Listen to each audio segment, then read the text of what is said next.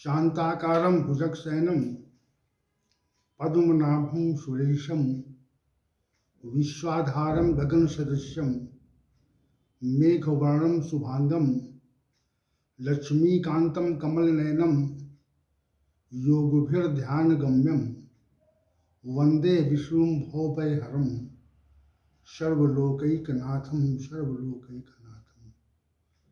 वसुदेवसुतं देवं कंसचाणूरमर्दनं देवकी परमानंदम श्री कृष्णं वंदे जगद्गुरुं कृष्णं वंदे जगद्गुरुं कृष्णाय वासुदेवाय हरे परमात्मने प्रणतक्लेश नाशाय गोविंदाय नमो नमः गोविंदाय नमो नमः। आज हम सभी पुनः भगवत गीता के इस विशेष ज्ञान सत्र में उपस्थित हैं और जो भी श्रद्धालु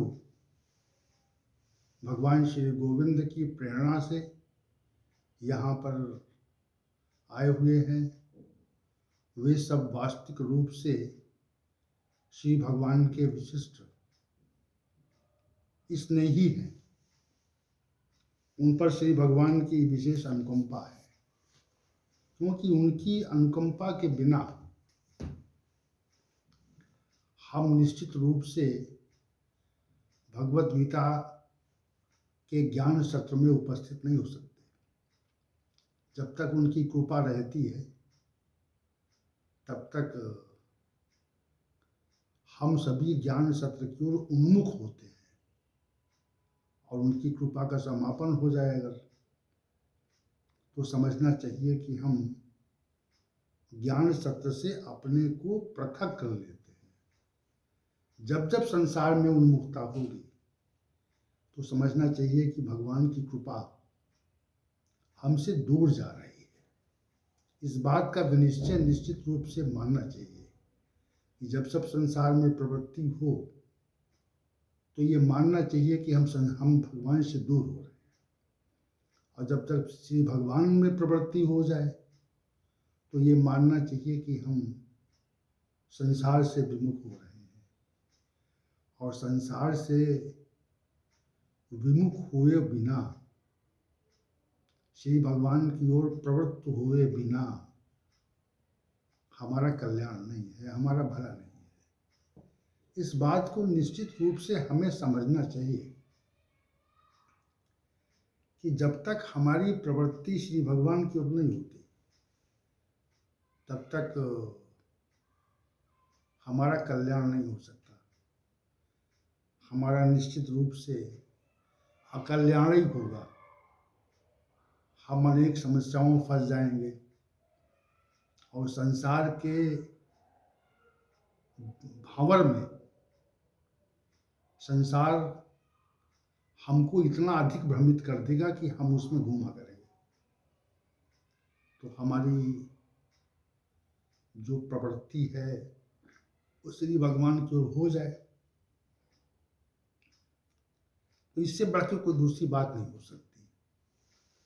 तो श्री भगवान की ओर हमारी उन्मुखता है और हम सभी भगवान श्री गोविंद के सानिध्य में बैठे हुए हैं और उनकी कृपा हम पर बरस रही है और उनकी कृपा की बरसात में हम भीग रहे हैं। तो इसी वातावरण में हम आज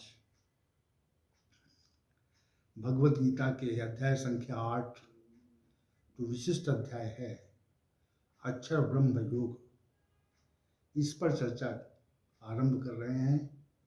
विगत के 3 सत्र इसके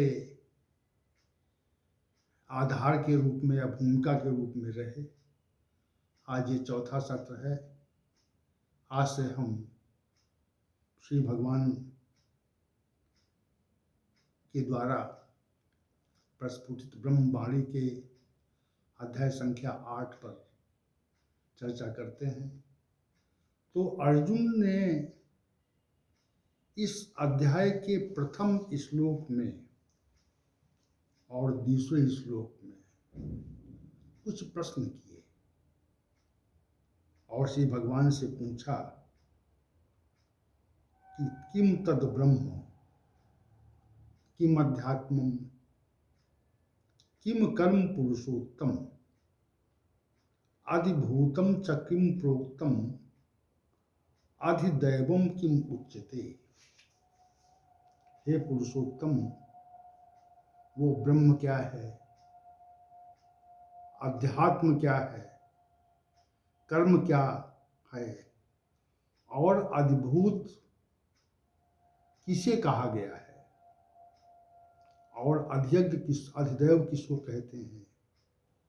तो ये 5 प्रश्न हो गए कि ब्रह्म क्या है, एक पहली बात, अध्यात्म क्या है दूसरी बात, कर्म क्या है तीसरी बात, और अधिभूत क्या है चौथी बात, और अतिदेव क्या है ये 5वीं बात, 5वां प्रश्न। तो पहले श्लोक में 5 विशेष प्रश्न है।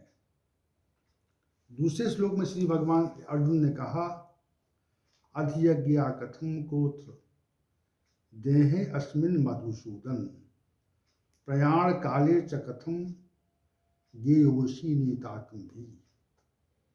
हे मधुसूदन, यहाँ अधियज्ञ कौन है और इस मानव देह में कैसे है, तथा नियत चित्त वाले मनुष्यों के द्वारा आप मृत्यु के समय किस प्रकार उनकी सज्ञानता में आते हो।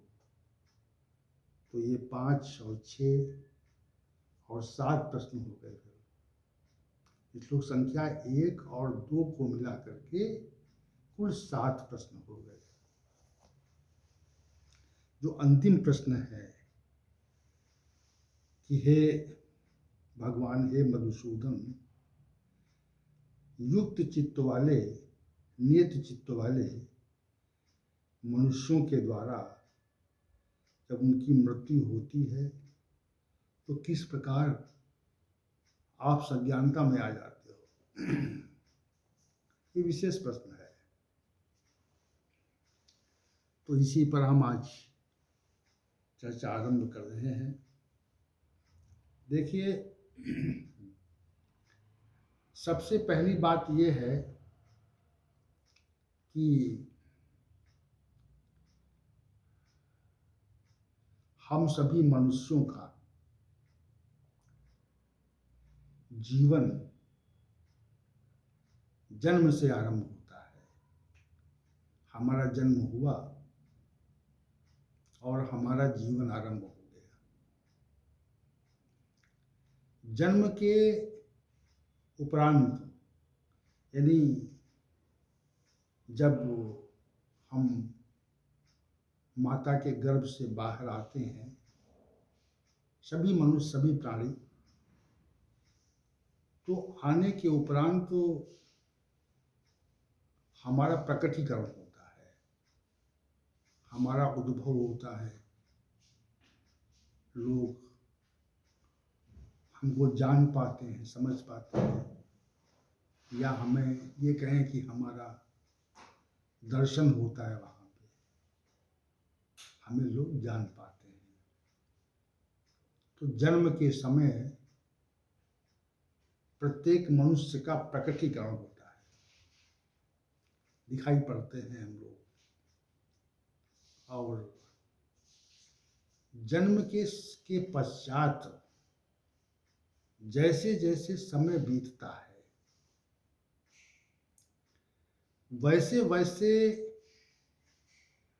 हमारी अवस्थाओं का परिवर्तन होता है। जन्म हुआ और जन्म के बाद मनीषियों ने कहा कि ये शैशव अवस्था है, शिशु अवस्था है, शिशु काल है, शैशव अवस्था है।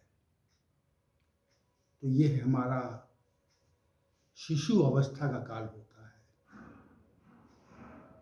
और एक शिशु जो है वह लेटे लेटे मल मूत्र का त्याग करता है, उसके शरीर में इतनी सामर्थ्य नहीं रहती कि वो उठकर बैठ सके। पहली बात तो शिशु अवस्था में हमारी जो स्थिति होती है, हम सबकी रही है, हम सबकी शिशु अवस्था में वैसी स्थिति रही है। तो शिशु अवस्था में हमारी स्थिति रही है कि हम लेटे लेटे मलमूत्र का त्याग करते हैं और माता के विशेष आश्रय में रहते हैं, और अन्य जो हमारे पारिवारिक जन होते हैं, माता पिता और अन्य जो पारिवारिक सदस्य होते हैं, उनके साथ हमारी संलग्नता रहती है और उनके साथ ही हमारा जीवन चलता है।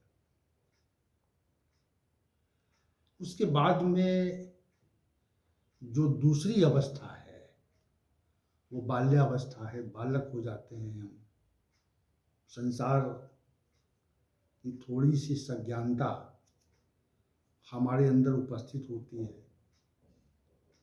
तो शिशु से बालक मनुष्य समय के परिवर्तन के साथ स्वतः ही बन जाता है। यानी शैशवावस्था से जो बाल्यावस्था का परिवर्तन है वह स्वतः समय के साथ होता है। अगर हम ये चाहें कि कोई शिशु ही बना रहे तो ये संभव नहीं है। शिशु अवस्था से बाल्यावस्था में निश्चित रूप से हमें जाना पड़ता है।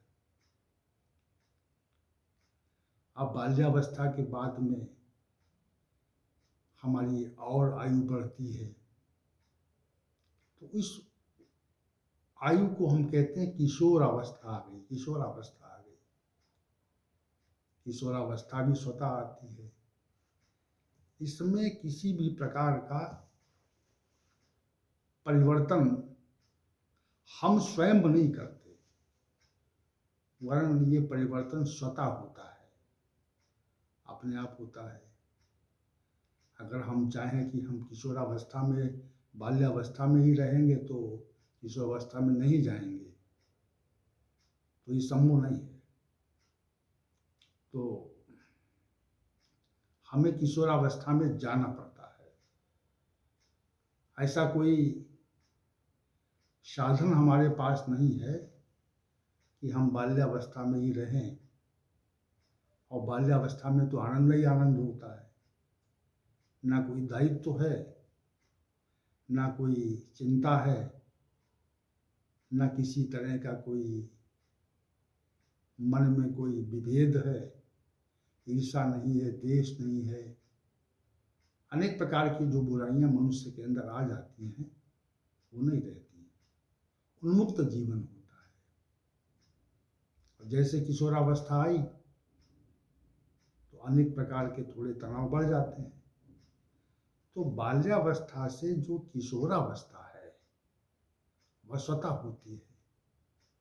इसमें परिवर्तन का प्रयास नहीं करना पड़ता।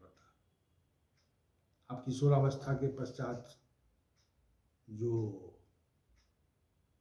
युवावस्था है वह भी स्वतः होती है। किशोरावस्था अगर हम चाहें किशोरावस्था में रुके रहें तो नहीं हो सकता ऐसा।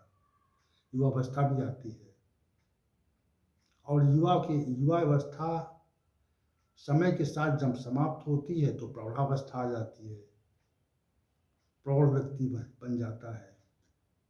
तो प्रौढ़ावस्था जब आ जाती है तो मनुष्य विचार करता है कि हमने संसार को बहुत कुछ देख लिया, संसार को हम बहुत कुछ जान गए। ये विचार मन में आ जाता है, उसको कहते हैं परिपक्व अवस्था। प्रौढ़ अवस्था एक परिपक्व अवस्था है, जहाँ पर वो संसार के व्यवहार से, बर्ताव से पूरी तरह से परिपक्व हो जाता है। इसके पश्चात प्रौढ़ावस्था समय के साथ समाप्त होती है और फिर वृद्धावस्था जो पर्याप्त दुखदायी होती है, जहाँ पर हमको ये लगता है कि अब संपूर्ण जीवन जिया जा चुका है, अब यह जीवन की अंतिम स्थिति है, अवसान है, जीवन का उपसंहार हो रहा है,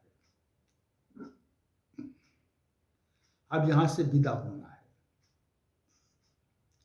इस बात का आभास मनुष्य को हो जाता है कि वृद्धावस्था आ गई, हम वृद्ध हो गए, हमारे जो शारीरिक अंग हैं, मन बुद्धि है और अन्य प्रकार की जो शारीरिक आंतरिक क्रियाएं होती हैं उनमें व्यवधान उत्पन्न होने लगता है और हमारे अंग धीरे धीरे धीरे धीरे ह्रास की ओर बढ़ जाते हैं। ये शारीरिक अंगों की अंतिम ह्रास अवस्था है, ह्रास हो रहा है। तो अब जो अंतिम अवस्था है वह मृत्यु है। वृद्धावस्था के पश्चात जो स्थिति है वो मृत्यु है, जहां से हमको विलुप्त होना है। तो विलुप्त होना ही होना है। अब विलुप्त होकर के मृत्यु आ गई, अब विलुप्त होकर के हमें कहाँ जाना है, हमारी अग्रिम यात्रा क्या है, हम मृत्यु के उपरांत कहाँ जाएंगे, क्या स्थिति हमारी होगी, किस लोक में जाना है, किसके अधीन रहना है। संसार में तो स्पष्ट प्रतीत होता है कि हम स्वच्छंद हैं, मनमाने ढंग से कर्म करते हैं, तो कर्माधिकार मिला हुआ है आपको, कर्मण्येवाधिकार से कर्म में अधिकार है मनुष्य का। लेकिन मृत्यु के पश्चात हमें कहाँ जाना है, क्या स्थिति होगी, कैसी अवस्था आएगी, किन लोगों के अधीन हम रहेंगे, या कर्म का अधिकार होगा या नहीं होगा। तो इस विषय पर हम कभी विचार भी नहीं करते और एक चिंता रहती कि चलना है यहाँ से। अब तो जन्म पहली अवस्था है और मृत्यु जो है वो अंतिम अवस्था है जीवन की, जो स्वतः आती है। ये जो परिवर्तन है ये स्वतः होता है, इसमें कोई हमें प्रयास नहीं करना पड़ता, हमारा कोई प्रयास नहीं है, बिना प्रयास के ही अवस्था परिवर्तन होता है। या ये कहें कि बिना प्रयास के ही किसी के द्वारा अवस्था परिवर्तन करवाया जाता है। दोनों बातें, अवस्था परिवर्तन होता है तो ऐसे अनायास तो होता नहीं, अवस्था परिवर्तन करवाया जाता है। हमारा जन्म हुआ है तो हमारी मृत्यु भी निश्चित है, ध्रुव सत्य है, होगी। तो जन्म में हमको जिसने प्रकट किया है वो मृत्यु के पश्चात हमको विलीन कभी करने वाला है। मृत्यु के उपरांत हमको वो सत्ता विलीन भी करने वाली है, विलुप्त करने वाली है, गायब करने वाली है। जो हम यहाँ प्रतीत हो रहे थे अब हम अप्रतीत होंगे, इसे कोई रोक नहीं सकता, इसको रोका जा पाना असंभव है। हम अप्रकट होंगे, अप्रतीत होंगे, दिखाई नहीं पड़ेंगे। मृत्यु के पश्चात कहाँ कोई दिखाई पड़ता है। तो वो जो सत्ता है जो हमको प्रकट करती है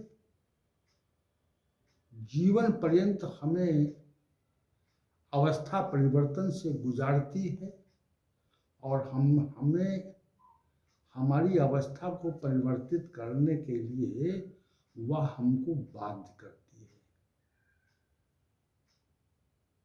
और तीसरी बात, वह हमको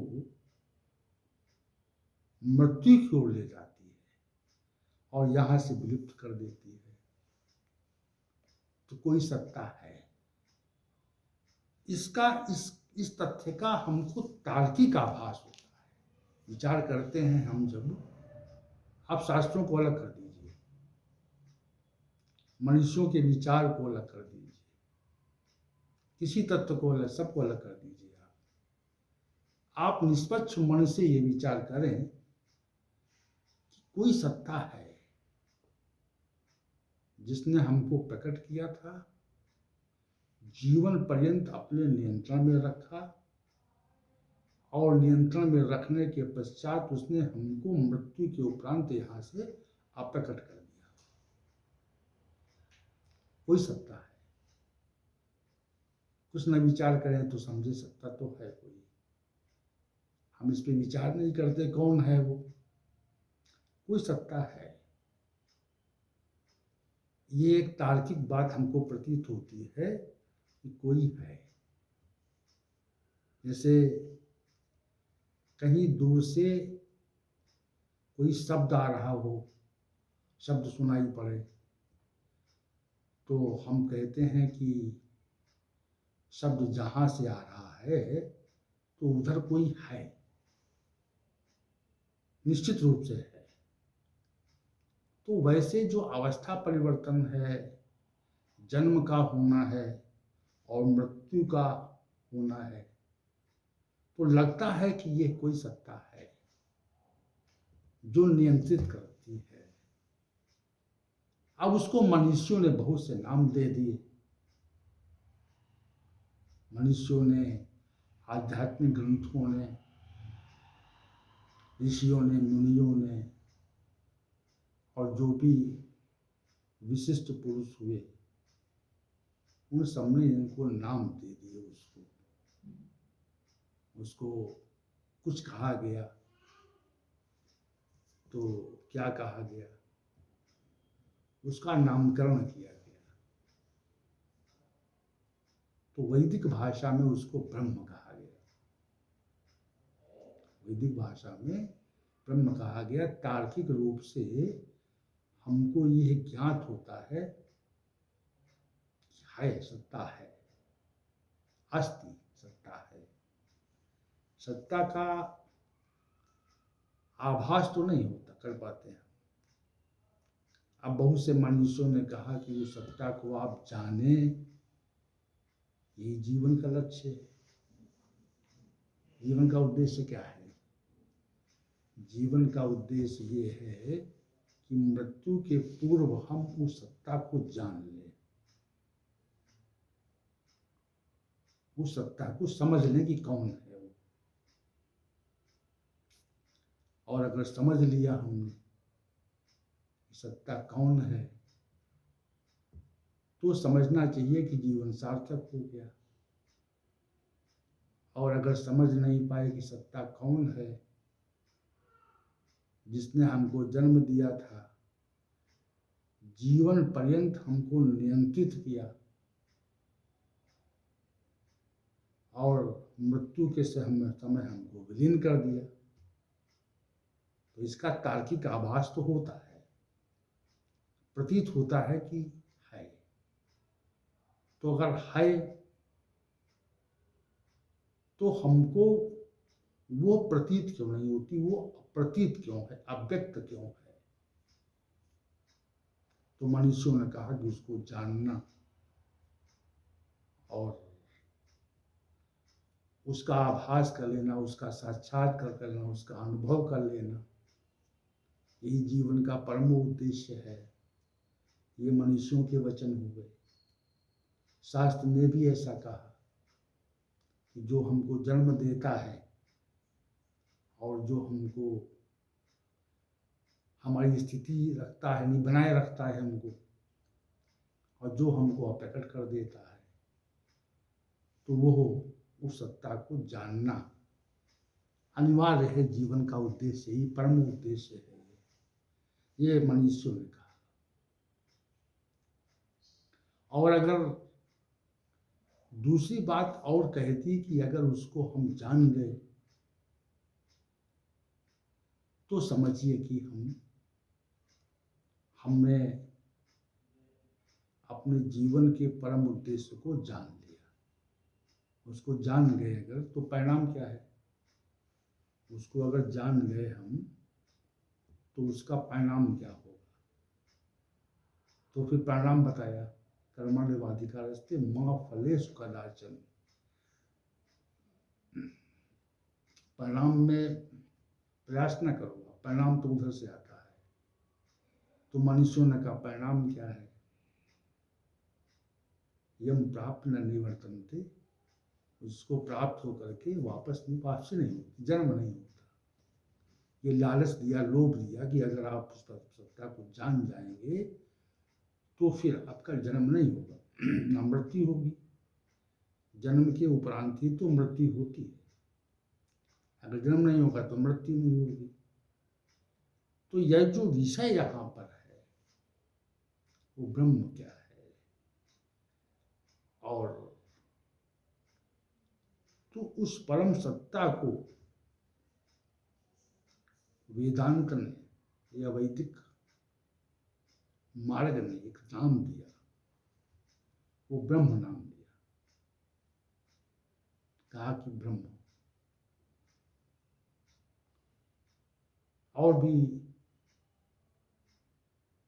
मतांतरों ने उसको अलग पृथक पृथक नाम दिए, लेकिन वैदिक मार्ग के अनुयायी ने उसको कहा ब्रह्म।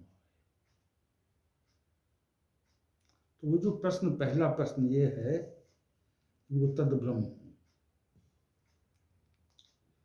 तो उसके ब्रह्म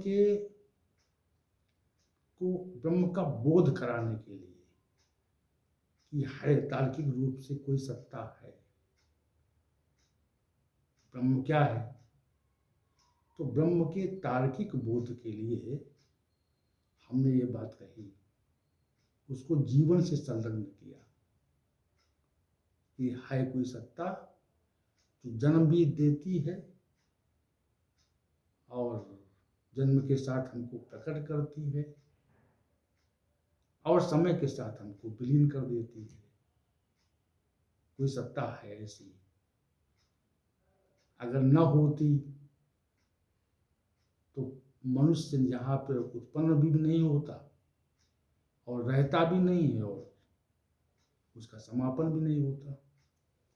हम अपनी स्वेच्छा से जाते आते, हम नहीं जाते, हमारी मृत्यु नहीं होगी, हम मृत्यु के बंधन से मुक्त हो जाते। हम कब मरेंगे, कब जाएंगे, कब नहीं जाएंगे, ये हमारे अधिकार में होता, लेकिन वो अधिकार हमें नहीं है। अधिकार मनुष्य को नहीं है, वो अधिकार उस परम सत्ता को ही है। अधिकार मनुष्य को नहीं है कि वो जब तक चाहे तब तक रुका रहे। ये अधिकार उस परम सत्ता को है कि उसकी कृपा पर्यंत, उसके प्रसाद पर्यंत हम यहाँ रह सकते हैं, और जैसी कृपा उसकी समाप्त हुई, जैसे उसकी दृष्टि घूमी, तो वैसे हम यहाँ से विलुप्त हो जाते हैं। हमारी सामर्थ्य नहीं कि हम अपने को रोक सकें, रोक सकने की सामर्थ्य नहीं, तो ब्रह्म है। वैदिक मार्ग के लोगों ने कहा कि हाँ ब्रह्म है वो सत्ता जो हमको समय के साथ यहाँ बनाए रखती है, अवस्था परिवर्तन जन्म देती है, अवस्था परिवर्तन कराती है और हमको समय के साथ यहाँ से विलीन कर देती है। तो वो सत्ता ब्रह्म है। ये बात हमारे